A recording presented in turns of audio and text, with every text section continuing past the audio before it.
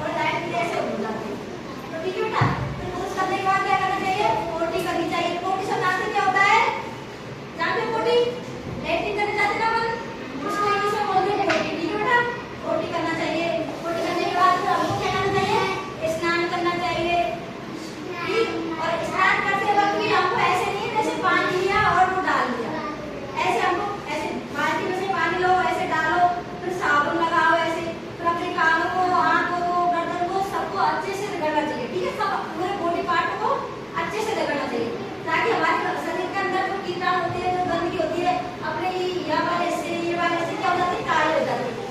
अब मिट्टी में रहते हो, मिट्टी चिट्टी रहती है ना, ये आपकी बॉडी में क्या हो जाती है, कान के पीछे, अपने कानों के पीछे जाकर एकदम रहती है, गंदगी जमी रहती है।